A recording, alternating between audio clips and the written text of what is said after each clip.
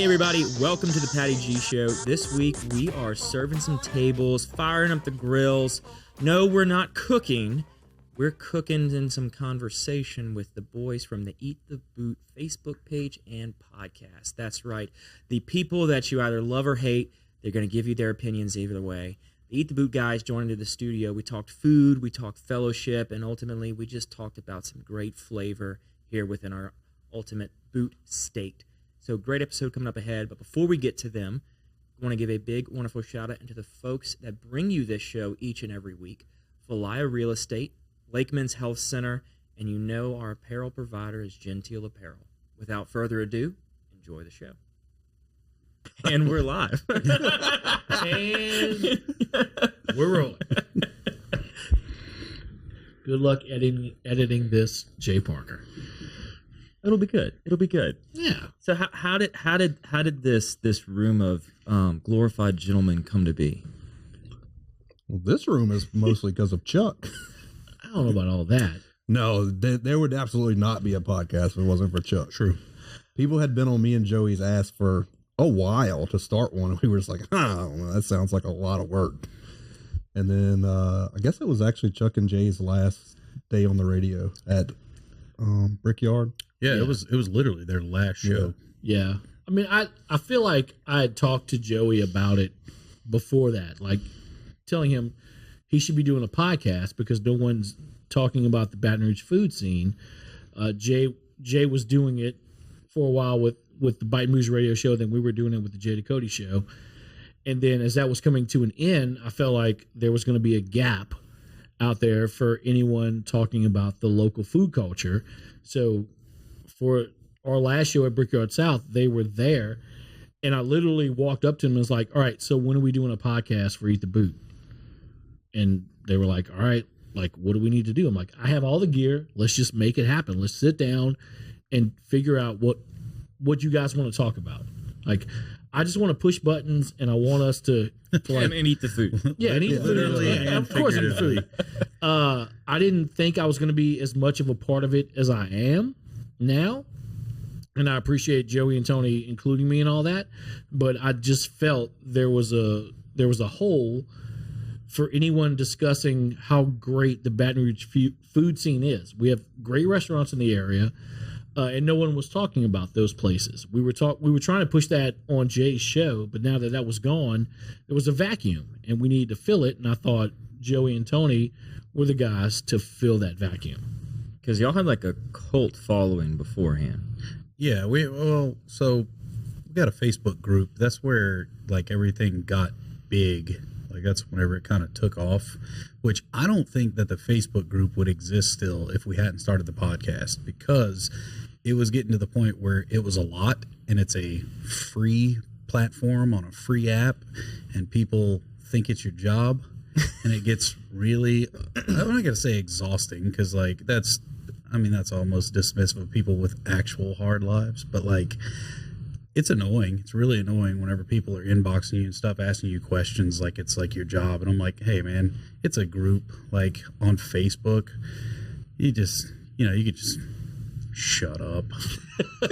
And like, I started to respond like that. And the podcast was a good way to represent ourselves a little more and vent a little more, because the thing with a group is the name of your brand represents however many thousands of people are in the group.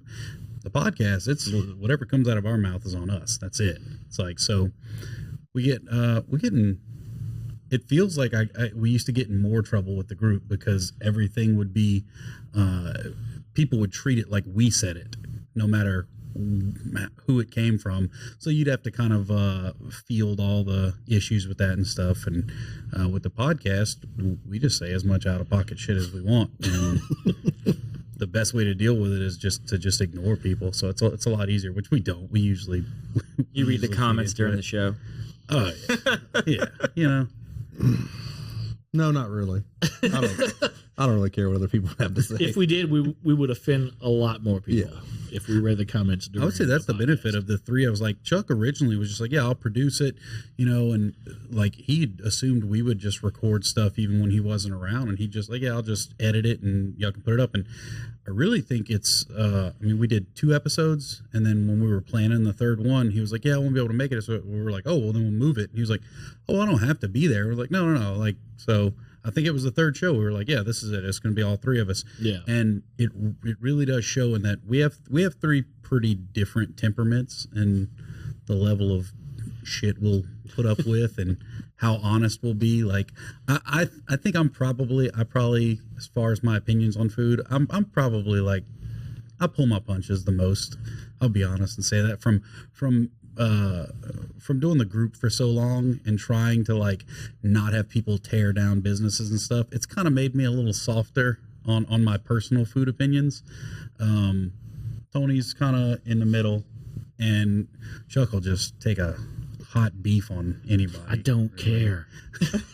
Which is good, because Chuck will he's called me out on it before. He's like, is it good? And I'm like, all right, well, maybe it's not, It's a struggle, because I don't want to blast on a restaurant, especially a local restaurant, because local restaurants are dealing with enough stuff since the pandemic with staffing and rising prices in food and all that stuff. But if you're consistently putting out a product that's not good, I have to say, I can't fake like I like something.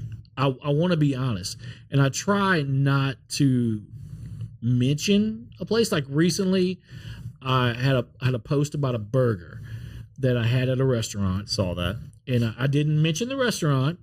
But for people that know me, I love burgers, and it doesn't matter if I've had good burgers, I've had bad burgers, and I finished a burger. This burger I couldn't finish. I was like, this is so bad I can't finish it. And everyone was like, name the restaurant. I was like, I'm not going to do that. If you want to know who it is, message me. I'll tell you. But I'm not going to go on social media and blast this place. So what was the place? I will text you the place later. But I know how much local restaurants struggle. So I'm not going to call someone out. But I'm also not going to lie. If I'm eating someplace and the food's not good, I'm going to say, like, we talk about this a lot, me, Joey, and Tony. There's places we've eaten at that we haven't posted anything about. Yeah. And nobody knows we've eaten at these places. But if it's something we don't like, we're not going to go and bash these places. We're just not going to do it. The places that we go to and enjoy and we want to support, we will post those pictures, and we will talk about that restaurant and try to build them up. But we're not in the market to bash a local restaurant. That's not who we are. That's not what Joey started Eat the Boot for. That's not what Tony wants to do. That's not what I want to do.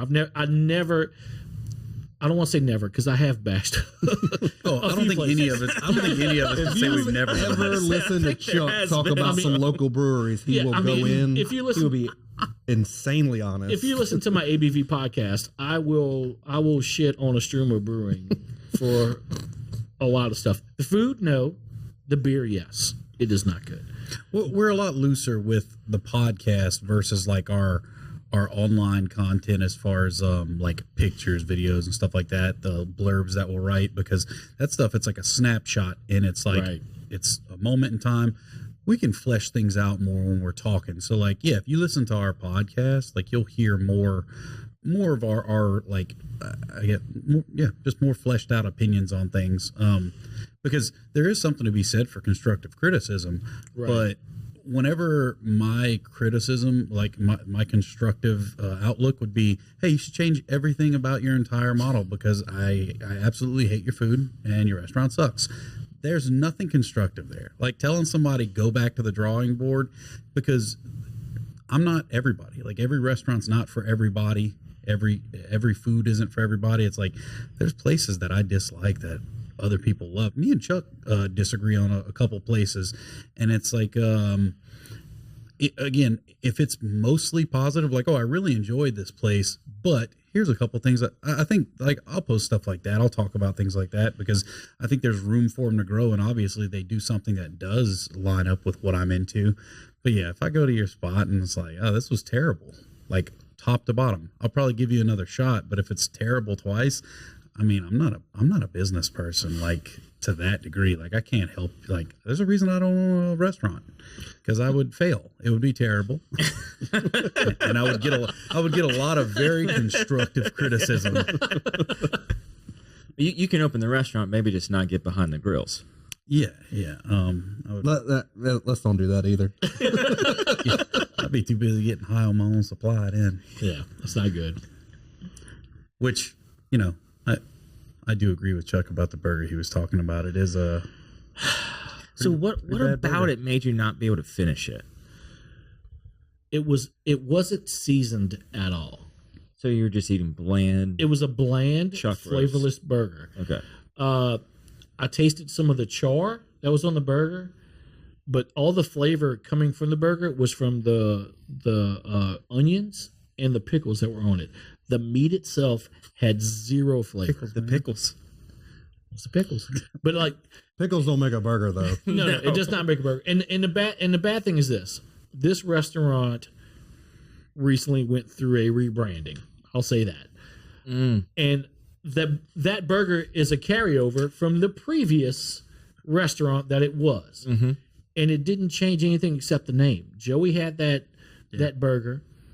It was during restaurant week. I got it during restaurant. We had ordered some restaurant week stuff, and I was like, "Oh, cheap burger night too." So I got the burger, and when I ate it, I looked at Chuck. I said, "This is a great burger," because I paid like a third of the normal price for it. Like that's what was good about it, was that it was cheap. So like, yeah, if I just went there craving a burger, but I'd had a similar experience to Chuck. Right. And luckily it was a work lunch, so I didn't have to pay for it, thankfully. Man, it didn't even taste good when it was free. No, it didn't taste when it was free. It's hard to have a bad tasting free burger. Right. I had it, and if I would have paid for it, I'd have been even madder that I had to pay for this burger that had zero taste. It was just... So I know exactly what place you're talking about, because I've had a similar experience with some folks we can talk about after. Okay, all right. That's for the Patreon if you're subscribing.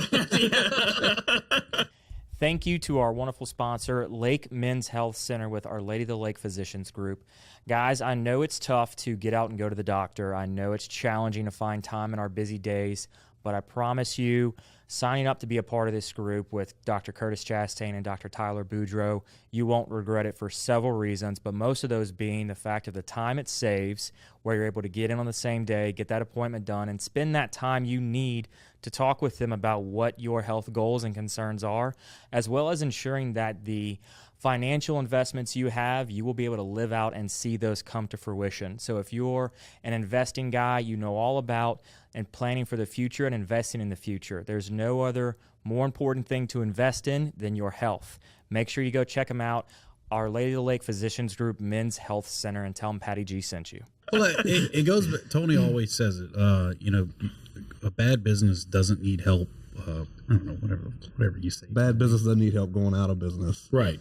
So then how do we flip it? How do we take the bad experience from Chuck and flip it to help them either fix it if they're open to listening, or maybe tell them you can pivot? Because if you've had that bad experience, and now if it's the same restaurant I'm thinking of, I've also shared a similar experience.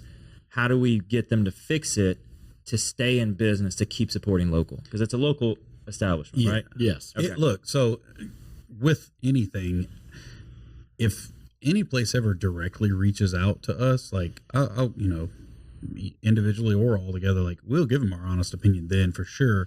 And again, if it was one thing in a sea of other great stuff, Chuck probably would be like, hey, can I talk to somebody? Hey, what's up with this? You know, but it's like, not really a big fan of most of the other things. There's one thing I love that they do, but like, That's what everyone loves. yeah, It's exactly. definitely the restaurant I know now. And that's so I guess the thing is like, if the restaurant, if they're doing great, then what we say doesn't matter anyway.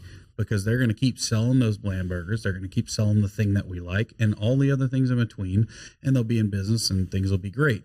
We'll just be we'll be in the minority of what we think is or isn't good in relation to them, or it'll eventually show through that maybe things aren't great and it's more perception than anything.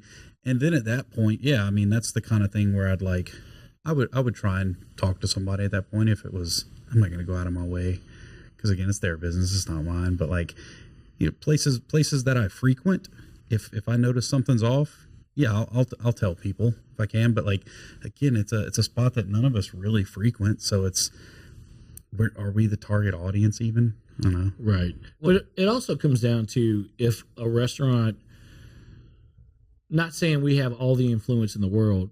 You carry a good bit though in this town. Well, maybe the name Eat the Boot maybe does for sure. But if they can accept constructive criticism, because everyone asked me, like, did you tell your server, you know, the burger wasn't good? The servers didn't even ask me if the meal was good. I was about to follow up on that because typically at restaurants they'll come out and say, how are things tasting?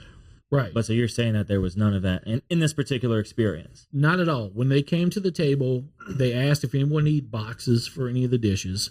And they saw I had a half of a hamburger on my plate. And no one questioned if I was like satisfied with that or if I had any issues. No one said a thing. Maybe you just weren't hungry, Chuck. No, I was hungry. Come on now. Come Come on now. But it's Be nice, you know. Bro, look, Patty, you've known me for how long? Tony's quiet for like 5 minutes and he's like, oh, an opportunity to roast Chuck. I mean, look, nobody's going to look at any of us three and go, yeah, I bet they're real healthy eaters. Right. They probably pull up and eat half a cheeseburger. None of these dudes are eating salads all the time. Yeah. But it comes down to like if a restaurant can handle constructive criticism. Now, a lot of them say yes, they can, but there's also a lot that can't handle constructive criticism because, you know, the old adage of like the customer's always right. Yes and no, maybe. I feel like it's gone though. Right. I feel like people have totally just thrown that phrase out of the window, and now it's the customer's never right because they come back and they will tell you, well, here's our side of what happened. And it's like you just cooked the burger. Like that's all you did. Right. There's no other side of poor seasoning or anything. You had a bad burger. Maybe it's a bad recipe, or maybe the chef was having an off day. Yeah, but I mean, you in the day and age that we're in now with social media, you have a lot of Karens out there that, you know, will complain over the most minute thing, like, oh, this burger had 3 pickles instead of 2 pickles. Like, this was too many pickles. Like, if we're giving a criticism over a meal, it's an honest criticism. We're not trying to be dramatic about something. It's like, hey man, like this burger was under seasoned.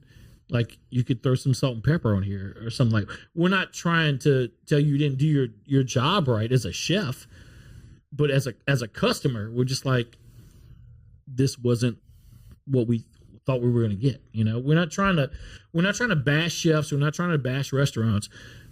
We just want to make sure everyone has a really good experience when they go to a restaurant and not have to deal with an issue where you get a subpar meal and then you have these people that go on to social media and just overinflate the situation to make it where it's bigger than it really is. Like Joey might go somewhere and his steak, he ordered a medium steak and it came out a medium well.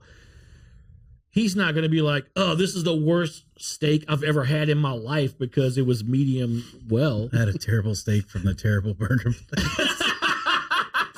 I really did. We're leading into a systemic issue here. Yeah. You're saying there's a problem? Well, like, when you say like we have a little influence too, like that becomes an issue for us too, because it was never any of our intention. And you know, there are people that wake up one day and go, I want to be an influencer. I think those people kind of suck. But there's also people who just like live their life. They post about the things they enjoy. They engage with, restaurants and other foodies and stuff. Like we know a lot of people that do the same stuff we do. And it's like, you're an influencer as much as people are influenced by you. Like I don't get to choose if Eat the Boot is influential. That's up to the people that click on it and look at it. And I know plenty of people that think, my opinion's not worth shit because I love Taco Bell. Baja Blast is one of God's greatest inventions. So but don't trust my palate. Like if you share enough things with me, like you see, oh well, he likes these 12 places, he thinks these 4 or 5 things are dope, and I also like all those things. Good. He's got a track record that lines up with what I like. Now I can start to kind of like, oh, if he says this is good, it's probably good. That's probably one of the things that we get along so well with me, Chuck, and Tony is we agree on a lot of foods and we agree on a lot of places. And I actually don't really like Taco Bell that much. Lies. Thank you. Look, we all enjoy great food, but we're all trash pandas as well. Oh yeah, absolutely. I would say I'm probably the trashiest mouth of the Oh, three for of sure. us. 100%. Yeah. You just said the Baja Blast was God's greatest invention. Joey is a big time Baja Blast fan. He does love He's his a Baja merciful Blast. God. He is. Yeah, no, I mean, I've eaten like way too much Taco Bell and some of my favorite like taqueria style Mexican food in the same day before, and like there was no difference in like how I felt as I was doing it. Like I felt great both times. I was like, this is the best moment of my life. And then like 8 hours later, It was the worst moment of your life. That was just the Taco Bell. That was just the Taco Bell. sitting in the movie theater parking lot eating my Taco Bell because I couldn't wait till I got home. That was just as that was a great experience. Can I say how weird this is that we're on a podcast getting interviewed and we're not interviewing someone? Yeah, I feel like it's we need to super ask Patty G a bunch of questions. I don't know. I don't like Taco Bell. Come on, Patty G. Come on. Hang on, I'm so hung up on this movie theater parking lot eating Taco Bell. Oh, Joey eats an inordinate amount of food Right. from the seat In of his random car. spots. But that's my point. Like, I'm trying to think of a Taco Bell close to a movie theater. So clearly there wasn't, and he's driving home, and he's halfway home, and he just gets the smell Oh, no, of the Taco Bell, and he pulls off in the first theater parking lot he can find. No, in and Gonzales, that's where yeah. he eats on it. Airline Highway, there's a Taco Gonzales. Bell right down the street from Yeah. a movie theater. That's So what I'm it's saying. like It's down the street, so it's not like he said, Oh yeah, they're it's not in like the this. They parking don't lot. share a parking lot or anything. No. I was driving, and then the AC blew one right way, and he just pulled off. I promise you, if I walked out of the Malco Theater in Gonzales and you put a blindfold on me while I was still on the sidewalk and you said, walk to your Taco Bell parking spot, Oh, he could do it. I could get within 3 spots blindfolded. It's the same one every time. I love it. So with that type of palate, why start Eat the Boot? I like other stuff too, because I always used to get bombarded with like this, support local, eat local, and all that, and I am all for that. I'm totally with it.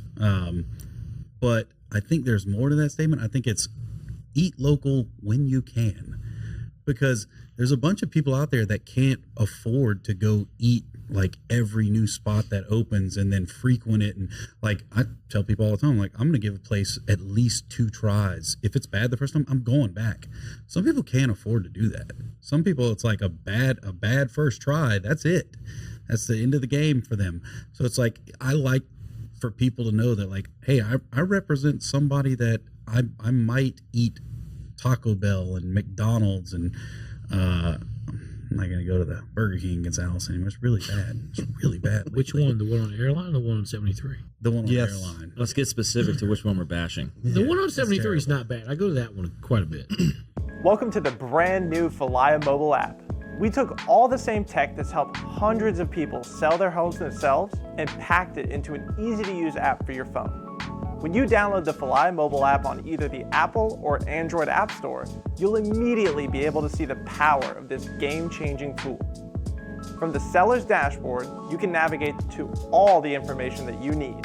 We intentionally separated everything into key groups, such as tasks to be completed, buyer leads for your listing, and contact information for everyone involved through closing. When you get an offer on your property, you can simply review and respond all within the app. No matter where you are in the world, you'll be able to monitor everything that's going on with your property from listed to sold. It's truly the power of Falaya in the palm of your hand. Download the app and see for yourself. Falaya, it's real estate reimagined. But like, we'll eat all of that stuff. Me and Chuck always talk about all the new like weird things that are coming out at fast food restaurants, while we have plans to go eat at like, you know, a new hot spot in New Orleans or something, or like go to Homa's house. Yeah. I mean, Just don't give it Taco Bell on the way to Homa's house. no. I mean- no. I mean, I'll grab a Baja Blast on the way. I'll out get a there. 5-layer burrito on the way. now, are you just saying like from a quantity perspective, or like No, we've surpassed that. okay?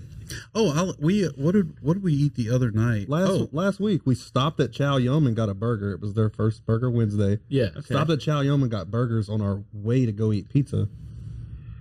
It's normal, right? Where did I? We podcasted at Chow Yum and then went to Agile to get their burger special in the same night. What did we eat the night that I That's a went couple to of Wiener hours. Schnitzel That's afterwards? timeline. No, fine. it's like 30 minutes. We ate something good. Yeah, I don't remember now. Was that we went to Tap 65. Yeah, We were at Tap 65. We ate our faces off, and then we were like, all right, bye, everybody. We're obviously going home to go to sleep like normal people. And a little while later, I sent a picture to Chuck and Tony of me and Kiki at Wiener Schnitzel. Yeah. I was like, well, we were close, and she's never had the schnitz.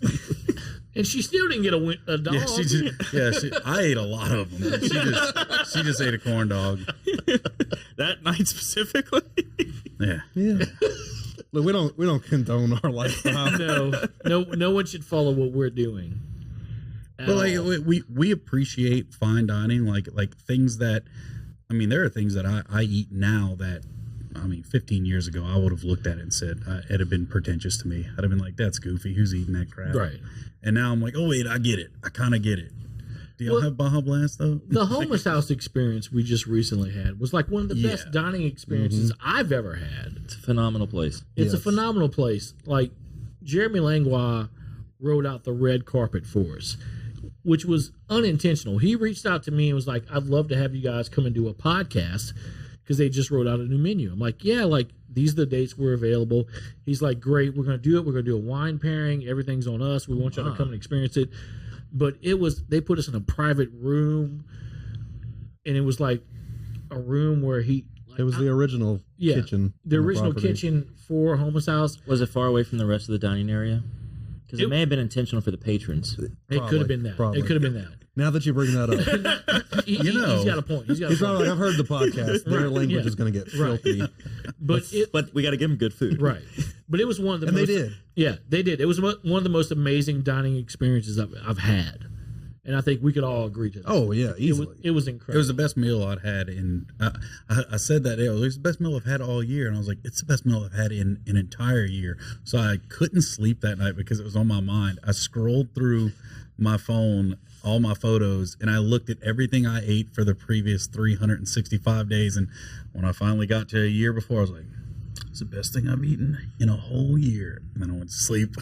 I was like, because I'm really OCD about saying stuff and it not being exactly correct. So I was just like, is it the best thing I've had in a year? Yeah, and they've got good food. Great reception hall as well. Yeah, absolutely. That's where I had my reception. So, Patty G, tell us. Oh gosh, no, this is not a flip. This is not a flip the script. This is not a flip the script. No, I'm flipping it, Patty G. This is what we're doing. Oh gosh. Give me your top 3 I knew it was favorite going to go there. favorite restaurants in Baton Rouge that you go to eat at. You and the I missus. don't know if I could answer When you've this got question, a I'll be nice. honest. That's what I'm saying. I think you could answer. And you I could. I mean, I can do top 3 today, but that might change tomorrow. Today is That's what I'm saying. Well, because he did clarify the question with the misses, so Yes. I don't have the kiddos. Right. Yeah, it's a date That's night. a You and the total wife. different. Oh, yeah. Right. Yeah. Absolutely. Absolutely. And see, I know any restaurant I say he's going to hate. He's just going to. You don't know that. Oh no, I know it, Chuck. You don't know that. I know it. Is it the place with the bad burgers and bad steaks? I would hope not. I would hope that's not. I would hope that's It's not there. It's not there. The more we bring it up, the more I'm like, I feel like I need to go there and be like, hey, can I speak to someone. the chef? responsible. What are y'all doing in the kitchen? I'll give you the owner's cell, and you can just talk Oh to my them God. directly. All right. I do feel like it'd be an easy fix because the fact that Chuck's like, yeah, it was bland. It's like just season. It's a Just put some seasoning on. It's definitely an easy fix, like salt and pepper. Like No, that's it's- all you need. It's a very easy fix. Yeah. So what are your 3 spots? So my 3 spots. Date night. Date night. So if it's date night, it's not going to be a kid-friendly restaurant because I Right. can bring my kids to wherever, and those restaurants are great too. So supper club. I've I'm a never fan. been. I'm a fan. You've never. Thank Yeah. you. All right. Joey's cool. been. I've never been. All right. You've never been. Never been Okay. either. Beau Soleil. Yeah. Great spot. And honestly, You can say Taco Bell. It's okay. Yeah, it's fine. no, we've done it now 2 years in a row. Building 5 Oh, great. for, for a dinner. We've done that. They've got great cocktails. I haven't been. You have. Dude, Building 5, lunch or Why did we not do the show there? I've probably said I haven't been to Building 5 so many times. on at least 20 of our podcasts because it always comes up, and then I'm like, I haven't been. So then your next podcast is in Building 5. Should be. No, it is. I can make that happen. We can both make that I love happen. Building 5. we can make that happen. It's not hard to do. Yeah, we need to make that happen because it's the drinking short their rib lemonade right sandwich now, you know? at Building 5 is one of the best sandwiches in Baton Rouge. Yes. It's delicious. I It's want it. unreal. So in a place that's starting to grow on me because I've been there a few times now, the Colonel's Club. I've been there yet. I hadn't been there yet either. So it's like one of the only places I'm aware of in Baton Rouge that has a split establishment. Left side's bar, lounge. Right side's dining room. It was like that when it was Yeah, K when Street. it was Calura Street, Right. that's Yeah. how it was set up. It's super dope. Oh, it's the inside is incredible atmosphere. I'm not going to tell you my issues with that. We all know what the issues are, okay? I'm not going. It's. So all right, I haven't eaten there, so I don't know. Right, but I know it's the aesthetic. I- It's the. That's my issue. You don't like the you aesthetic? don't like the aesthetics of it? Visually, when I saw the pictures Yeah. in 225, Okay. it looks like you're walking through a museum, and every room is a different theme. It looks like the designer walked in there and was like, I don't know what to do with this room, so we're just going to like throw a bunch of stuff on the wall and see what sticks. That's my opinion. Everyone don't have to eat aesthetics. Look, that's true. Thank God. Everyone I've talked to that's been there loves the way it looks, and maybe once I go there, I will like it as well. But just seeing it online, I'm just like, none of this appeals to me. So they're different pockets of different places and moments in time, but you've got to then read into the history of the restaurant. Yeah. Okay. So there's I know the history of the there's some Colonel's rhyme Club. or reason to it. Yeah. Because like each room and like even on the menu items, I didn't know some Yeah. of the stuff behind them until I went there. Okay. So it's I'm willing to give it a shot. all right. Like I'll happily go there and check it out. So then now to flip that question back to the three of you, you had to know that was coming. What are Damn it, y'all's Patty G. top 3 restaurant and y'all can't repeat? Oh God. We can't say what you No, said. no. Y'all can't. Repeat it all. So we need to come up Y'all with 9 Y'all have restaurants. 9. Look, you have how many episodes do you have of Eat the Boot? Oh God, almost 40. Oh God, he's confusing us for people who are good at 45. this. All right. And how many? And how long have y'all had the Facebook page? 7, 8 years. All right. If you can't come up with 9 restaurants between the 3 of you that are y'all's top 10, obviously, we definitely because y'all may Yeah, share we the can, same we can, top. we can for sure. So then, all right, so then, I can name one that I know. Like, I'm not going to name it because it would be probably on all 3 of our lists. no. So then you claim it first. You go first. Yeah, sure, yeah. I didn't appreciate it enough until Tony helped me through the menu and experience some different things on it. So I'd feel weird taking it as mine. Just take it. Yeah, just take it. I feel like Chow is on all of our lists. Agreed. Like it's one of, I don't like saying best, but like best that I've had. It's one of the best restaurants. Like honestly, within like an hour drive each direction. Even whenever we go eat dope spots in New Orleans or Lafayette and stuff, I'm still like, yeah, Chow would hang in any of these markets. And there are certain meals I've had there where I'm like sitting there and I look around, I'm like, actually, this feels kind of like I'm in New Orleans right now, or this kind of feels like a little spot that might be in Lafayette. I feel like it's almost like a safe choice because I don't know people that don't like it.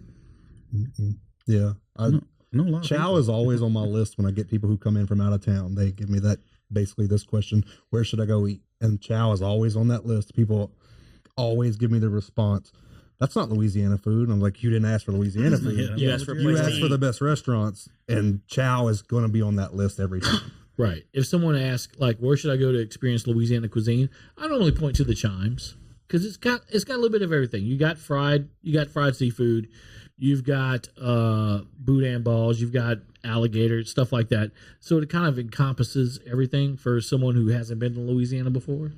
I always tell people that ask me for a good Louisiana food spot, I'm like, oh, so the first thing you should do is ask somebody else. Because one of the main reasons I started Eat the Boot as a concept at all was because I was like, I love so much food and so much of it is not considered Louisiana food. And you gotta think, this is 7+ years ago. There wasn't a food scene the way it is now. Like it was, I mean, I remember the first time we got a sushi spot in Gonzales and everybody was like, ain't no damn sushi. And now it's hard to get into some of the sushi spots in Gonzales. It's like you fast forward and it's like the scene's very different. And it's like back then it's just there wasn't a place to go to find spots that weren't just Louisiana, food. So I mean, and I think a lot of people give the same answer. I'm coming through town. Where's a good spot to get some Louisiana food?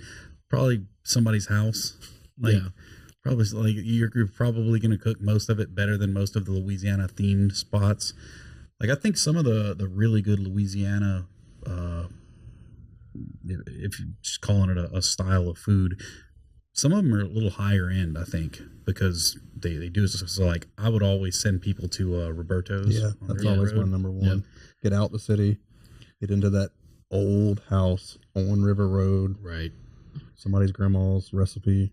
Yeah, is it going to be like? Are they going to necessarily have your top 5 things that people hear on the internet that this is Louisiana food? Maybe not that particular day, depending on what their menu looks like at the time. But you're going to get some, butter heavy roux and stuff. You're going to get a lot of cooked down things, and it's like, yeah, I definitely, but I do. I consider them a little higher end. Like It's where I started my restaurant career. Oh yeah, as a busser. Nice. At Roberto's? Absolutely. Really? Yep. How did I not know this? You don't ask, Chuck. You don't ask. Oh wow. They're Hey, shrimp and grits. Don't start inviting Chuck to ask questions. He'll take this podcast Let's over move real it to a quick. movie podcast and let's talk to Patty about some movies. No. Let's get off the big screen. Back to y'all's restaurant. Roberto's shrimp and grits appetizer with the grit cake. Mm-hmm. That's I've got a mental list of like my top 10 favorite appetizers in the 225 area. That goes in and out of like my top 3. Like it's somewhere in my top 3 all the time. So is Roberto's on your top 3? You got Chow Yum. Is Roberto's in there? I mean, it could be. I mean, we have to come up with 9. You Yeah. You got to come up with your 3. So a good off-menu appetizer item that I started doing when I worked there was the fries with their crawfish etouffee sauce on top. That can't be bad. Oh. If I go order that, they can be like, we don't make that. I'm going to be like, Patty G said. Yes. Yeah. You tell them I want the Patty G special, and then they'll come out with that. This episode of the Patty G Show is sponsored by Genteel Apparel. Genteel Apparel is our newest clothing outfitter. We've got a great partnership with them. Head on over to the website, pattygshow.com/sponsors to learn a little bit more about them, and there's a little treat there for you when you get there. Again, this episode is brought to you by Genteel Apparel.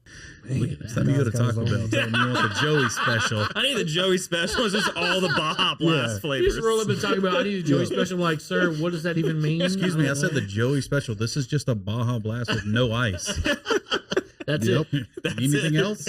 Why is it so warm? Because he held it back there before you brought it out. Yeah. Well, okay, then I'll take Chow. I'll take Roberto's. It's making me like I hope Tony will probably represent for something in the AP. So I mean, I always gotta say Elsie's. Elsie's is just undefeated. So good. So yeah, that'd be I could probably eat those 3 spots every day for a year and be plenty satisfied. Yeah. All right, Tony, we're gonna make Chuck go last. Awesome. Another one that I'm always going to name, Tap 65. Oh yeah. Yeah, Rick and Needy and the crew over there just, I like it because they have their base menu that is just full of hitters and comfortable things for people, and then they crank out a lot of special stuff that you don't get elsewhere. That's just always going to be one. That's my daughter's favorite place to go. So Tap 65. God, this is hard. I can't believe I didn't name an Indian food place. No, I was waiting for it. There was a time where I could have just named 3 Indian restaurants in Baton Rouge and be like, that's my 3 favorite restaurants. It wouldn't have been up until recently, but Chuck's at Homeless House. That is, I mean, I know we're harping on it here, but one of the best dining experiences I've ever had. Man, the third one's going to be tough. That's why it's always 3. It's 2 another are easy. It's another AP spot, and it's not even really a restaurant. It's a drive-through. Oh, that's where I was going. Oak and Smoke Barbecue. Okay, all right. Yeah. I thought he was going to say Taco Bell. No, that was on my list. That was on my He was list. going to say Taco Bell. Out of the 3 of us, I probably eat the least amount of fast food, drive-through food. I know my body doesn't show it, but I try to eat somewhat healthy for like 80% of my meals. So when I'm going like just going to eat a shitload of calories, it's not going to be Cane's or Taco Bell or Tony does planned leftovers all the time. Gross. Or meal prep or Just whatever you want to call it. There's nothing wrong with leftovers. No, I love leftovers, but don't disguise it as meal prep. Like, you just call it leftovers. All right, yeah, cooking 30 pounds of chicken and potatoes on a Sunday, yeah, that's a bit much. But like, wow, we're going to have to wrestle right here on Patty G's show. Jeez. I feel like I'm getting attacked here. Is that you? I mean, yeah. All right, so Tap 65, Oak and Smoke, and what else? Homeless House. Homeless House. Yeah, Okay. yeah. All right, Chuck. You stole my Oak and Smoke. I was going with that. He's a banger. Overpass Merchant. Good one. One of my favorite burgers in town. You sure you want to give that title? I mean, your burger. I said one of your my burger favorites. reputation. as a Favorite name burger in of town itself. is my Yeah. least favorite discussion because there's like 15 of them that are all great. There's a lot of places that do great burgers. Iverstein Butcher does a $5 burger on Wednesdays that is freaking solid. ZZ's does a $5 burger on Wednesdays that's great. Chow Yum just started doing Burger Wednesdays, and Why they're are they on incredible. Wednesdays? They only do it on Wednesday. Yeah, There's we 3 kind of places that talked do him into it. Wednesdays. We talked him into it, actually. Well, what about Wednesdays makes it a burger day? Well, so They we already were, have Taco Tuesday. yeah. So we were Okay. podcasting there, and we were talking about a restaurant, a Mexican restaurant in Shreveport called Key Mexico. Amazing restaurant. On Tuesdays they do a ramen special, and on Wednesdays they do a burger special. So Jordan's a fan of Key Mexico and was like, "Dude, you do birria tacos on Tuesdays. You should do a burger special on Wednesdays." And he's like, "I don't know, man. Whatever."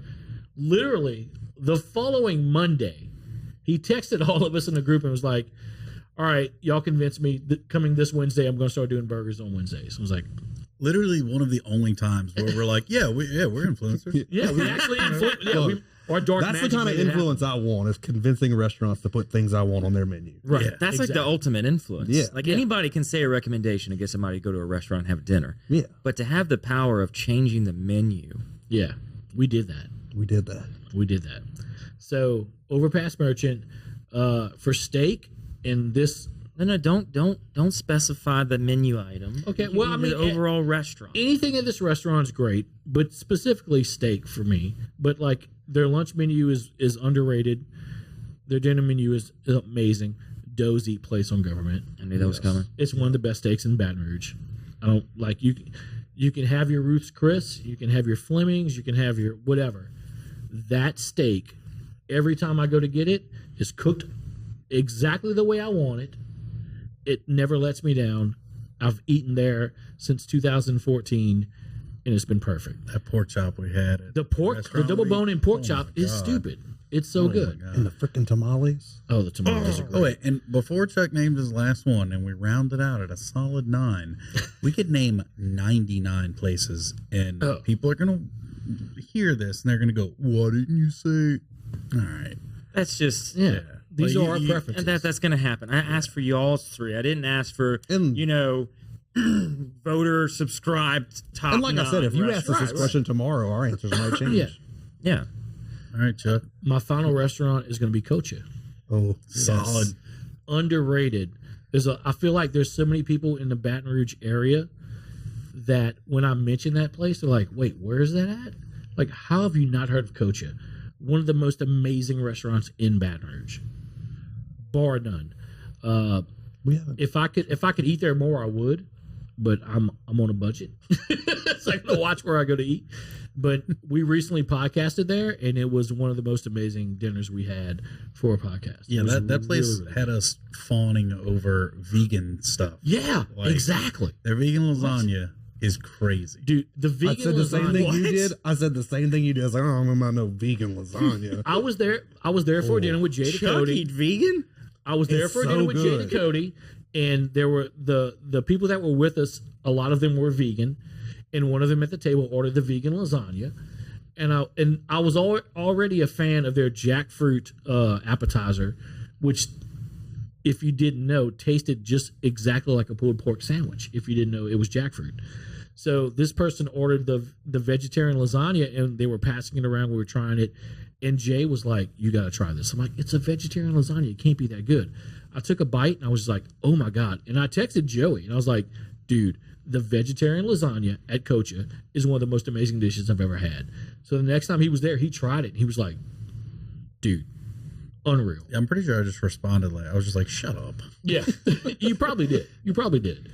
It's an amazing dish, but those three places are three of my favorite spots to go to eat in Baton Rouge. Coach is wild because it gets, for people that do go there and do enjoy it and do know about it, it gets all the love and accolade that it deserves, and it's still, in my book, underrated. Yes. Like, and there's always go like, rated by who? I don't know. Yeah. People. Who Whatever. sends you the ratings? Yeah. And an amazing wine selection. If you're a wine drinker, they have an incredible wine selection at Cocha. That's a great date night. You and the wife should go there. Now you've drawn me in. You said, well, great wine list. Yeah, you and the wife should go there for a date night. Y'all would love it. So where is it, Chuck? It's downtown. I don't know which street. It's like the corner Street? of Third Main and not Third Street. It's like, I don't know. It's, We have Google. Can we get an answer on that? yeah, we need yeah, Jay Parker should Google it and let us know. It's the corner of Main. It's not Third Street. It's not third. Yeah, six. Sixth. There you go. It was Two half thirds. Yeah, it's right by Okie Tokie, another great spot if you're looking for lunch during the day downtown. Okie Tokie is a great spot. But yes, I 100% suggest Cocha for a date night. It's just incredible. The food, the atmosphere is great. The staff is great. The owners are incredible. Like I said, great wine list. The food's amazing. You've convinced me. You've influenced me, Chuck. I feel like I've influenced you for a lot of things. That was the first place I ever heard Chuck say, You have. "Hey, is anybody going to eat this last piece of tofu?" Dude, the tofu dish we had there, they brought out a tofu dish when Hey, if we were nobody's going to podcasting eat there. it, guys. It was. I was like, this can't be good. And he was talking about, the chef was talking about like how we season it and marinate and all this stuff. And I took a bite and I was like, I've never had tofu with so much flavor. And there was like literally one piece left. I was like, am I going to eat this tofu? Because I'm about to eat it. I hate myself for saying that, but I ate it and it was amazing. Tune in next week. Chuck goes vegan. Spoiler alert! No, I won't. Dude, we got to find a charity one day and do Chuck vegan for a month. Oh God! I don't know. I don't know if that can. I mean, Chuck's like, there is no cause noble enough. I don't know if that's a possibility at all. Well, what if you got to eat Cocha for the whole week? If I could eat Cocha for the whole week? Yes, I could definitely do it. All right, so I you're eat that saying vegan there's lasagna and a you're saying there's a jackfruit. chance. There's a possibility, maybe. Okay. If it, Hey, if you've got a charity and you want to make Chuck eat vegan for a week, reach out. look, I would do it for charity. I would do it for charity. If there's restaurants that would want to sponsor something like that, I would do it. I'd say I'd do it for cancer research because my roommate's daughter right now is going. She got diagnosed with leukemia. She's at St. Jude's up in Memphis. If I could do something to raise money to help with that and eat vegan for a month, I would do it.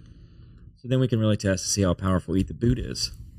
See if we can get enough people to say, yeah, Look. I'll do Chuck's vegan for a week. Let's go. Let's make it happen. For a week Give or a a dollar. month? Oh, it's a month. I'll do it for a month. I'll do it for a month. If we can get I donations, feel like I could do it for a week, but I don't know about a month. if we could do donations to raise money for that, I would do it for a month. I would absolutely do it. Tony, you weren't even able to do like vegetarian For the whole one day meal. a For week. the meal. Shut up, Joey. It was different. This is for charity now. Tony made like a half-ass resolution like 2 2 years years ago. ago. He was like, "Yeah, I'm just gonna try and eat vegetarian one day out of every week." So I asked made him it like, One day a week. One day. I made it 1 week. Oh my god. and the funny part is he makes stuff all the time that's definitely good and could be considered vegetarian. Just wasn't intentional. yeah, he's like, that was an accident. If I could continue to drink like beer and whiskey, and then because like that's vegan. isn't it? vegan. Didn't you try the beer diet? I did try the beer diet. I made it. Wait. So The beer diet. Wake up and be Chuck. What's the beer diet? so it was a thing that monks for health. did. Yeah, It's for health. He said It's for health. monks did. monks did this in the 1600s. Can we fact check this? You can fact check it. This is a thing. Monks would brew these Belgian beers, Okay. and then So homebrew. but it was Belgian monks, and this was kind of like for Lent for 40 days, they would drink nothing but the beer they brewed. They wouldn't eat. It was a liquid diet. This is because it's barley, it's grains, it's all wheat and all this stuff in the beers, and they would do this for 40 days. Now a guy did this on TikTok or something. I saw the video for. He did it. He lost Beacon of Knowledge TikTok. he lost 50 pounds. It's a very or something credible like that. source. Right, very So credible. Very credible. So you're saying he was drunk for 40 days in a row? Basically, he would have a beer for lunch. He'd have a beer for dinner. So I was So you'd only drink 2 beers a day? well, you could drink more than that if you wanted. I'm just trying to get the rules. Right. I mean, it's kind of loose. It's fast and loose. So We don't have the exact TikTok in front of us. so me and another guy who had a distribution company who shall not be named talked about we can do this, and so we agreed to do this together. He made it 3 days. I made it 9 days, and I was just like, How much weight did you lose? oh, I don't know. But for 9 days, I literally had what I would do is I wouldn't eat lunch. I would drink water all day, and then when I got home at night, I'd have 3 lagers or 3 pilsners. It's not like heavy IPAs or stuff like that. It's kind of just a general beer. 9 days. I did it for 9 days. I'd be a jerk after 6 hours. We did it for 9 innings. Yeah. That's different. You also eat hot dogs along with that. That's a whole different thing. That's what I think when you said nothing heavy. We were in the 7th inning and I drank a dark beer. Yeah, that thing was stupid. So have you ever heard the 999 challenge? This show is quickly just turned into the It just turned into the YouTube podcast real quick. So the 999 challenge is a thing where you drink 9 beers and eat 9 hot dogs in 9. I have heard of this. So before the pitch clock, doable. With the pitch clock, makes it a little bit harder. Joey, how many hot dogs did you eat that day? Oh, I mean, at least 9. definitely 9 then, but yeah. More than 9. Yeah. I Wait, started so you eating successfully before did it? Oh, yeah. Yeah. Oh, he did it. Yeah, I finished it. There's like 4 or 5 the people. that idea might do of it. doing it is you're drinking a Pilsner, or a Michelob Ultra, a Miller Lite, something like that. Not a heavy beer, so you can kind of balance out. You're eating a hot dog, No. you're drinking a beer. We're at Gilla pounding double IPAs and Mexican lagers. I don't even like beer that much.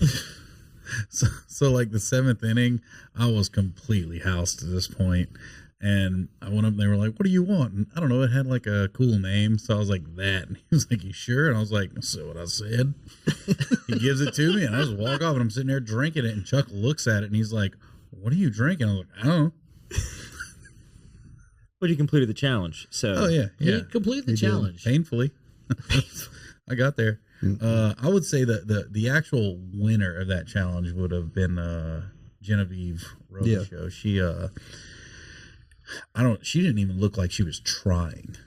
Crushed them and was she came up at one point and asked me oh, who just scored such, and I said, you're watching the game? Yeah, because it was an Astros game. Dude. And she was she was into it. Yeah. I couldn't pay Maybe that's the attention to secret. anything.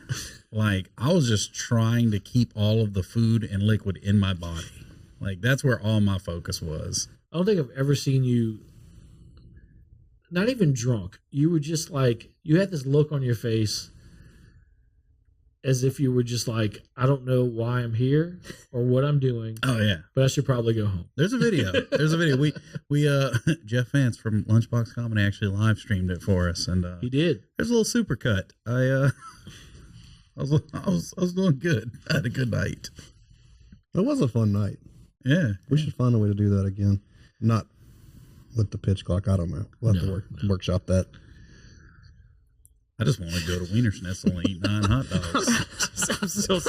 How do we get Patty G involved? Patty G's face is just like, God, you guys are ridiculous. Let me tell you something about Patty G back in the day. All right? Before he had kids, Patty G would throw back a few drinks.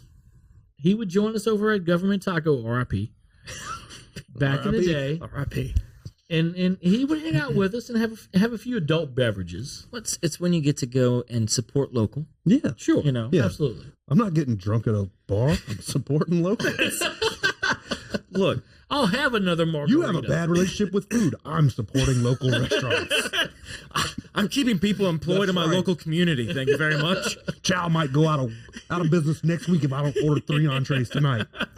Facts. And the wine pairing's just helping their order ratio. That's Yeah, it. That's all it exactly. is. Their per ticket Just count. trying to turn a That's profit all I'm here. here. That's all I'm here for. I would text Patty G on like a random Wednesday and be like, hey man, we're doing the Jay Cody show over at Government Taco today, and we're doing a tequila tasting. Are you busy? He's like, I'll be there at 4. It would just show up. Those were the best days. Anytime I got a text from Chuck or Jay, I knew it was going to be for booze or food. Yeah, that's still pretty much how it works. Yeah, it's still how it works. But now it's like I have a slight hesitation to say yes so quickly. But back in the day it was, hey man, or even Jay's was the best. He'd text me at 3:30. Hey, can you do the show at 4:00 to 6? And I'd be like, who's producing? Chuck. I'm in. Yeah. I'm in. We'll be there. I'll bring some 6-pack of beer. We'll have 2 hours on the air. It was fine. Yeah. We made it work. We made it work. Yeah. That's basically how me and Chuck met. He just messaged me and was like, hey, Jay's out of town for a few days. You want to come do the show? And I was like, who is this? Who are you? Well, somebody had shared like a Eat the Boot post. This was in 2019. Shared an Eat the Boot post on my Facebook page, and I was like, "What the hell is Eat the Boot?" So I started looking into it and realized Joey was the guy running it. So I reached out to him. I was like, "Hey man, would you want to come on the Jay Cody show and talk about this?" And he was like, "Okay." So we came on for one show, and I think it was like maybe a few weeks later, we were at the Renaissance Hotel in Tallulah, and Jay was like, "We need let's get some guests on." And I was like, what if I reached out to Joey with Eat the Boot for have him come on? He could like do a whole hour with us and we could talk about food. And he's like, perfect, absolutely. So Joey came on, they brought out a bunch of food and we ate and stuff. And that's really how our relationship developed from there. Another spot I might name as a top 3 if you ask me again tomorrow. Oh, Tallulah? Tallulah? Yeah, absolutely. 100%. It sounds weird. We're promoting like a restaurant in a hotel that's owned by a major corporation. But the food at Tallulah at the Renaissance on Bluebonnet is amazing. Well, local looks interesting in Baton Rouge. Like something that is like, it's like, is it a local chef? Is it local because it's a local spot that people go? I mean, one of my favorite spots is Cheepa Hut. It's a chain place, but it's locally owned. You feel like it's local when you go in. It's the owners. They definitely make it feel like it's a Louisiana spot. Like, I mean, I'm trying to remember the place I'm thinking of right now. It's in like back of my head. Burgersmith. Yeah. I thought Burgersmith was a huge chain for like a few years, and it wasn't until like probably not long after I'd started Eat the Boot that I realized it was a local spot, and I was like, oh, they've only got a handful of these, because I mean places they put so much into it, and they put enough effort into making it look like it could be maybe a bigger national thing. But I mean, Tallulah definitely gets a lot of love from locals, especially that burger over there. That's in my top 5 burgers probably. It's a great burger. Those Like lamb a burger. chops. Oh yeah. Yeah. The lamb chop, the lollipop lamb chops, the double bone in pork chop with the purple sweet potatoes. Say, bro, don't talk about it if you ain't got it on you. Where I ain't, that, man? look, where we going to eat after this, Scott? Like, what are we doing? Hey. That's for the You'd be, Patreon viewers. shocked to find out how often we say that. Sometimes while eating somewhere. Do y'all ever like find yourself in the middle of a podcast and then like at the end be like, all right, so where are we going from here? Oh, absolutely. That's everyone? So Yes, basically. we did 3 podcasts in one day once, and at the end of the first one, we did it early that day, and I was like, all right, let's go eat. And then we ended the podcast, and then we did the next one, and it was about lunchtime, and I was like, all right, let's go eat. And then we ended it, and I hate catchphrases. Hate it. Like, I can't stand, like, don't get me wrong, like just having one and it's like part of your merch or whatever, it's a little thing, a little tagline, that's fine. But like having to force it in, like, which a lot of Louisiana food creators do, they're like, I have to say my thing. I hate that. And we were on the 3rd episode and we were going to go eat that night. And I almost said it. And Tony was like, you know, you said it the last 2 times. I was like, all right, bye, y'all.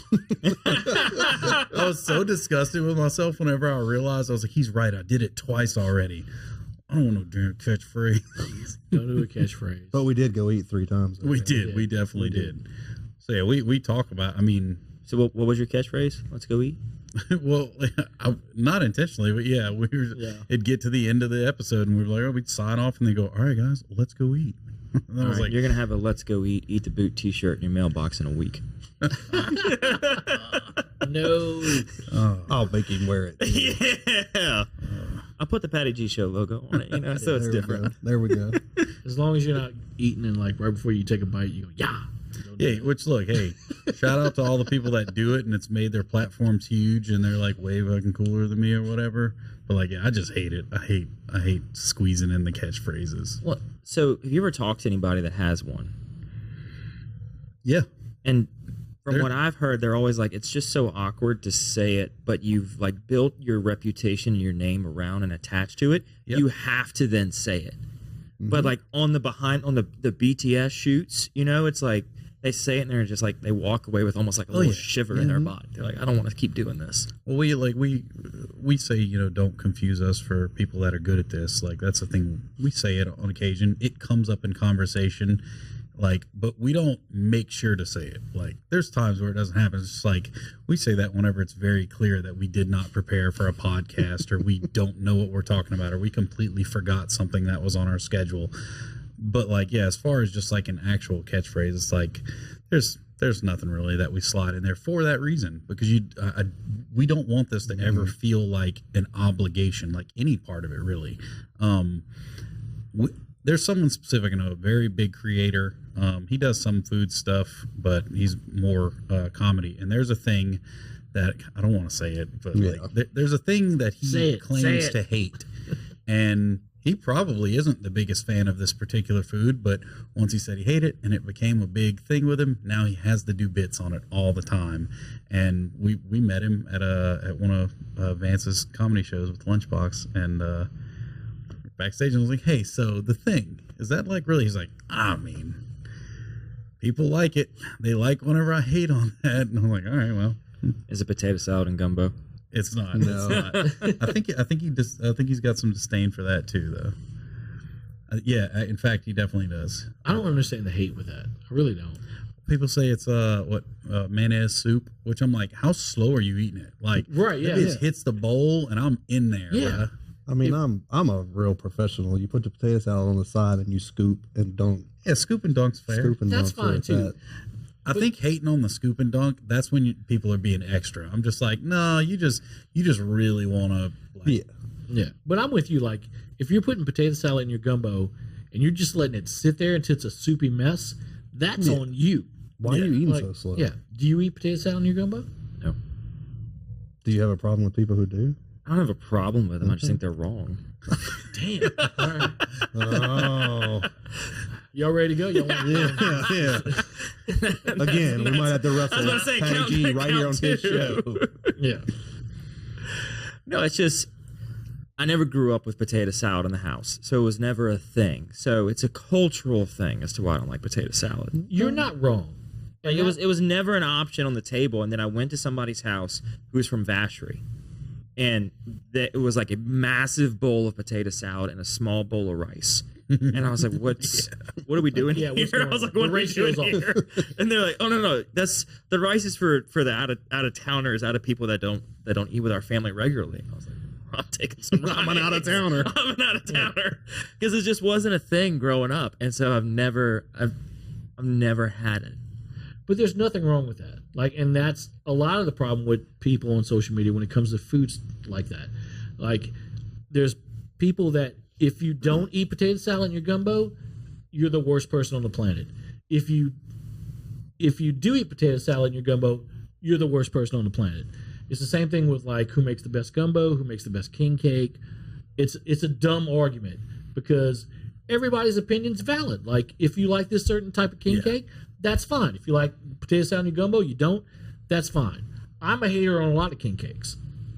We're definitely all team eat what you like. Sure, absolutely. Or I heard Kenji Lopez Alt the other day had an even better one. He says, "Don't yuck my yum." Like if I like it, just let me eat it. That's a good one. Yeah. If we're trashing something or we're like roasting people or roasting back and forth, it's always like you gotta have a dance partner.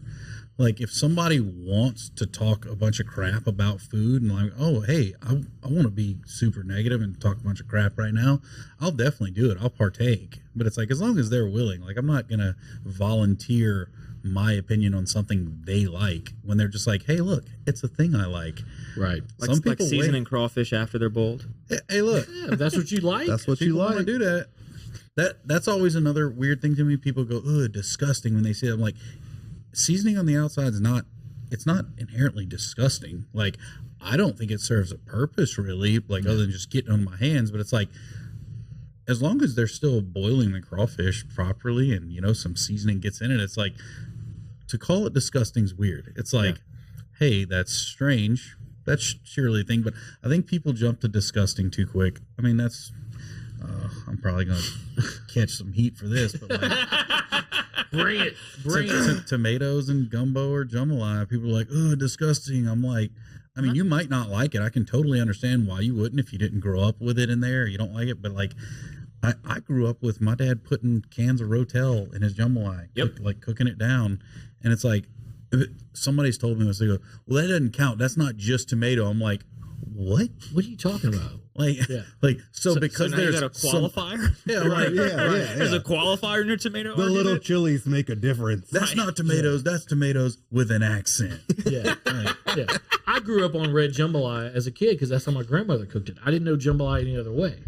And then as I got older and had like traditional jambalaya, as people say.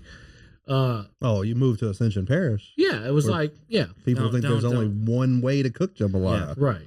But like talking about stuff like that is kind of like when we complain about the best of 225 polls, like when they're like best lunch spot. And Tony has said this a gazillion times. The best lunch spot is the lunch spot that's closest to where you are, no matter where you work, where you live. Like this is the best lunch spot for you. Like you can't. You're not wrong. I pick my lunch meetings based on my proximity. Right, exactly. There are some places that are worth the drive, quote unquote. Sure. But it's not if I need a lunch on a Tuesday or a Wednesday and it's a random day and I've got a meeting, it's going to be where am I at? Yeah. What's within 15 minutes of here? Correct. Right. Yeah. And that's our issue with the best of 225. It's like they don't consider these things like best lunch spot, best bar. The one that's on the way home. Best restaurant with a bar is the dumbest freaking. The best bar is the one that doesn't cut me off. Yeah, it's like so many stupid categories in the best of 225. It gives me a free Uber. Right. And we've done podcasts the last 2-3 years, just breaking down and just talking with everyone about these categories in the best of 225 that just make zero sense to us. Because, like the best lunch spot is the one that's more convenient to where you are. Because some people don't get to take a long lunch break. You might get an hour lunch break. You might get a 30-minute lunch break. If there's a spot close to you that, like, this is where I go, this is like the best lunch spot for me. Yeah, it's quick in and out, and it's reliable. Right. Yeah. But we all know the Best of 225 is a popularity contest, and that's all it is. There's a reason why Superior Grill has won Best Mexican Restaurant for the last 13 years when it's one of the worst Mexican restaurants. They do have a bang-up burger, though. Yeah, but I'm not paying $22 for a burger and fries. I will. I'm not.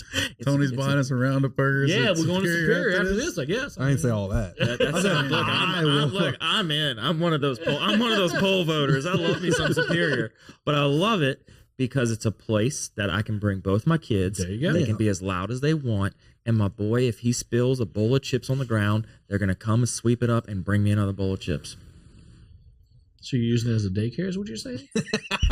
That's the wrong approach, Patty. You know, it's probably more. Don't yuck his yum. Yeah, don't yuck my yum, Chuck. If his yum is letting his feral children spill chips in a restaurant, I'm sorry. Yum. Look, for the price that you pay for that dinner. Bruh. That $20 vegetarian burrito. But that is our biggest gripe with the best of anything. Whether it's best of 225, what's the best this or that? It's the best based on your voting population. And it's not even the fault of the organizations and stuff that put them on. It's the public that sees the word best in a magazine or on a publication. And it's weird because it pumps up places that don't need the help. Like I didn't like this year, actually, this past best of, they did a bunch of spots where they added best local such and such, but they didn't do it to all of them. I'm like, so we're going to highlight some local stuff, like, but not other local things. I thought that was weird. I was like, I thought this should all be local stuff. Right. Like, it's a local magazine. Yeah. And we've talked about, like, certain places, like a Superior Grill, like even Burgersmith, that have won it multiple years in a row. If you've won it 4 years, 5 years in a row, then you're retired from that category. And you become you have that restaurant become a sponsor of that category, like Best Burgers, sponsored by Burgersmith. And you allow other places to be involved in that. Like, there's no reason that, look, a lot of people love Superior Grill. I get it. It's fine. But there's a lot of other great Mexican restaurants, Tex-Mex or whatever, in the Baton Rouge area that deserve to be on that list that don't get those votes because everybody is going to automatically vote for Superior Grill because they love the margaritas, it's convenient, it's a family-friendly environment, or what have you. There should be categories for a lot of those restaurants who have won those multiple times. Let them bow out, be the sponsor of that category. 225 can get more money coming in for them, and just let some of these other places that deserve to be voted on be a part of it. And it's not all misses. Like sure. Some things are like make us a lot, like a little category, no big deal. Best local influencer. Like I think they nailed that one this year. Like, was honestly. it you? No, they didn't. What? Was it Eat the Boot? What? Eat the boot. Yeah, it was. He's humble. He's very humble about So this. that makes so it makes sense. Chuck's over here ragging on the competition. And Joey's over here. It's a respectable organization. The voting is 100% accurate. Valued members. Everything are valued opinions. We love it. I wouldn't say all that. I wouldn't say all that. It was like, I think we ran it on that one so long with Jay. It come out into 2 episodes, I believe, of the podcast. Yeah. So I think it goes to why did it start? What was the purpose of it? Because if the category is best restaurant, then I think the factors of hospitality, environment, is it kid friendly, play into it, because who are the readers of that poll? Now, if it's who's got the best Mexican cuisine, that's a different category because it's all food at that point.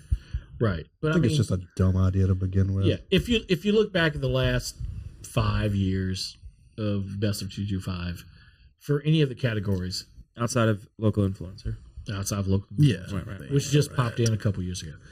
Yeah. You're seeing the same places win the same things. Like best overall seafood is going to be Louisiana Lanyap. Best Mexican is going to be Superior Grill.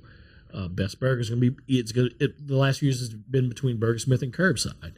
You have these same places that are winning every year because I feel like it's lazy voting. It's people that know these brands and they're not taking the time to think about other places in Baton Rouge that could possibly be in the running for a best of in whatever category. So they're like, oh, it's Beck's, it's best Italian. Geno's, we love Geno's. It's always one, so let's keep voting for Geno's. There could be another spot like Nino's. Nino's could be a spot that could win that. Best restaurant that ends in O''S. There you go. There you go. We talked about creating our own best of 225 with the most absurd categories, like best restaurant that's on Government Street between Acadian and South Foster that has a dessert that features bread pudding. Like, just because that's how dumb some of the 225 voting. They do get oddly specific. So right, how do you fix it? You don't. You scrap it. So it's a stupid practice. So you scrap it, and it's a point in time that people come together to vote. You have restaurants that hang it proudly for every year they've won, and it becomes a trophy wall for them. So you take that away. What do you put in its place? Because they have something. You've now set a precedent. Another issue. That's my biggest gripe with 225. We love everything they do outside of 11 months out of the year, they do a very good job of highlighting local businesses, local issues, whatever. And then that one issue of the year is phoned in garbage. Yeah. They could just take last year's issue and change the pictures and put it out. Nobody would know. No. Nobody would know. We've talked about doing an Eat the Boots favorites. And So do it. It would, well, so the fix for us, which I don't even want to call it a fix because it's like I couldn't run a magazine, you know. I don't presume to know how difficult it is for them to put that issue together or whatever. But I would rather, you know, hey, you can maybe vote on the spots that are to be considered, but I want to know that people actually went and ate there or tried the places and stuff. So you take 4 or 5 people and you go, hey, we're going to actually go curate this. We're going to try them. Then we're going to vote with a very small group of people that can actually say, yeah, I'm not just clicking a thing. I tried it. Then whenever it's like, oh, here's our top 3 favorites for this year. If you completely hate the things we picked and you think the opinions are trash, you're now disagreeing with individual people that have attached their name to it and said, this is what I think. Whereas I feel like Best of 225 insulates itself from effective criticism because you go, well, this place isn't very good. Nobody really even goes there anymore. I don't understand how they're winning so much. And they just go, hey, man, it's the voters.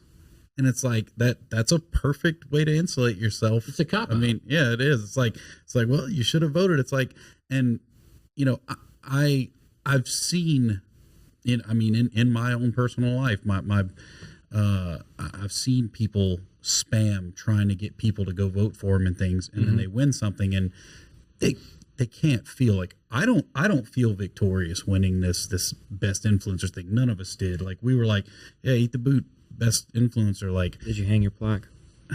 It's in a drawer. It's in like the stuff drawer. Stuff drawer. Yeah. And like it's hard to enjoy it because we do our anti-225. We did a get together and we were in a room with a bunch of actual influencers, people that put in the work and they do create a lot of content and they do a lot of collaborations and they're better at making content. And one of them particularly we think got screwed over the previous year because the best social media personality just kind of disappeared from the runnings. And then it came back this year and I was like, yeah, I'd actually kind of think it was cool to have won it if the previous year they wouldn't have done a bunch of social media personalities kind of dirty. Like they let them spend, you know, a month or two promoting the best of and like, hey, go vote for me and this and all that. And then once it went to the next round where everything was official, that category was gone. And we're like, hey, what happened to it? Like, I didn't get enough interest. Like, it didn't get enough interest. Literally cut out the influencers that were sharing about your issue. Yeah. So yeah, that left a bad taste in all of our mouths about it. So yeah, when we won it, we were just like, this doesn't feel like a win. Like it feels kind of silly to be honest. And So let's do an Eat the Boot favorite. I'll go in. Favorite drink that rhymes with aha ass. I'm out. I'm out. I'm out. You lost me on that one. No, we definitely we would love to. Maybe we get Taco Bell to sponsor it. Bro, man, that's made my heart skip. You gotta live Moss. That would like be the culmination of everything Joey's been trying to do. If he got the Taco Bell endorsement, he'd just be like, And like really all they had to do is send him like a fountain machine Sure. with one bag of Baja Blast juice. That's Yeah. it. And then he would just drink the juice straight. I think there is room in, I'm going to say this in quotes, the market for something that recognizes businesses in some kind of tiered system like that. But I think it's important to really specify that, like, hey, when words like favorite and best and greatest and all that get used, it's like it's all coming from a few people. Like, even at the end of the day, I don't know who's tallying up votes for any best of I've ever voted in my life. I don't know how on the up and up it all is. Like, when you enter things to win and you win them, how'd you win that? I don't know. I mean, I just trust that the people that are putting things on are doing it the right way. So you want like a blockchain voting system that you can see all the votes come in? Hell yeah, I don't know what that means, but yeah, dude. No, I really do. I want to. So A public voting poll. You want a public voting poll? Yes. Just say yes, Joey. Say it with your chest. we've got a group of almost we're 4,000 away from 100,000 people in our Facebook group. I would like for people to vote on things to consider, and then me, Tony, Chuck, get a couple, local foodies that are really active in the scene. Maybe a couple of, however you get it out, but get about 10 to 15 people. And it's like, hey, you get to cast a vote in these different categories only if you've actually went and tried the things. Like, I don't care about your opinion on a place that someone said, hey, I know you and we have this place. Please go vote for us. And especially like some of these, I don't think Best 225 does this, but like the local one out in Ascension, you can vote like once a day for like 60 or 70 days. I'm like, well, that doesn't show me anything. Right. And I would much rather just like, oh, well, these 15 people said that these are their 4 or 5 favorite places this year. It's like, put some attention on things. And I mean, knowing us, like there's things we rule out because we would just go, hey, let's just shout this place out. They don't need the accolade of being the best of whatever that category is. It's like, so, I think things like up and comers, places that have opened this year, places that you don't feel get enough attention, like stuff like that's important to me. Not so much, like Tony said, where's the best burger? Bro, like I can name you 9. I can name you 9 best burgers. Yeah. Like, and at any given day, they've probably been my favorite. Also, if you've been a restaurant for years and you close down then reopen, that doesn't qualify you for best new restaurant. Yeah, That's not how that works. Your best still restaurant. Phenomenal restaurant in Chuckers. Wait, I didn't say name. I'm just saying. We've had a segment before. I feel like when we did a few shows together on the radio, it was like Chuck's hot takes, and I feel like we got to bring that back. I feel like that's a dangerous concept. It could be dangerous, but I'm in for it. I'm thinking like a daily Instagram live. Let's do it, Chuck's Patty G. Let's do it. I'm in. I don't want to be affiliated with your hot takes. You brought it up. You just brought it up. I said we had done it. I didn't say let's do it in the future. Patty G's like, what we should do is build a dinosaur from. Oh no, I don't want anything to do with the dinosaur. Right. I just want somebody else to unleash a dinosaur. Somebody else to have the ideas. I'm just saying someone else should do it. Right. I ain't saying I'm gonna be a part of it. But if it ever comes back, I had the idea. There's money involved, and yes, I was a part of that. Well, look, what's the phrase? Let's eat. Let's go eat. I mean, we are going to eat. We are definitely going to go eat. We ain't decided where yet, but Building 5. Are they open right now? They are open. I was thinking we were going to end up at Pelican and Mars and go get some sandwiches, but sandwiches. I want to do their sandwich challenge. They got I think it's like the master sandwich. Yeah. Well, I didn't eat lunch today. I'll be a problem wherever we go. Look, I'm in for whatever. I'm starving. Also, I need to use the bathroom. That's how And on that note, Did we cover anything we were supposed to cover? I don't even know. How did we get here? What's going on, man? you made a Facebook page 7 years ago. Oh, yeah. turned into a podcast at some point. And then you became the best influencer in all of 225. There's a plaque to show for it and everything. Yeah. You were in a magazine. We were going to burn it. I still think we should have. I wanted to cut it up. So we were going to cut it up on like Instagram or Facebook Live or something, and then literally my mom saw it and she was like, "No, you can't do that." your mom that refers to me as your bitch. Wow. That's literally what she says. Oh, you're Joey's bitch. He Like, does keep I my do calendar, keep the calendar. for me. He does. and let him make his appointments. He I mean, keeps us all I don't make like his doctor's appointment. Okay, I was about to say No. how detailed do you make to that eat the calendar? boot stuff. He does keep us organized for sure, thankfully. Somebody has to. Somebody has to. I just picture the camera panning in on Tony's face right now, freeze frame, and at that moment he realized he is Joey's I am. bitch. Kind of, yeah. We can clip that. Yeah. If you well, look, if you want some things to happen, somebody's got to put them on the calendar. Look, he's got a Let's Eat t-shirt coming, and you've got a t-shirt with your face in that frame. It's just Joey's bitch. I'll wear it. It's fine. Things get bad when you know a direct-to-garment printer. There we go. I'm going to talk to him about some other stuff. Though.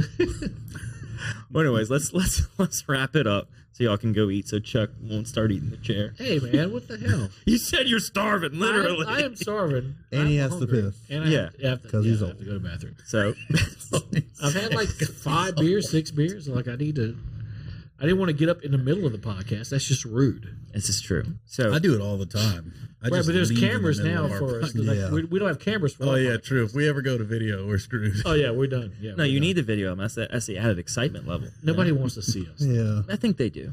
They want to see. They want to see you enjoying that food or not enjoying that food. Possibly. We'll see how the reaction goes after this. Yeah. So thank you all so much for watching this episode of the Patty G Show. Let's go eat.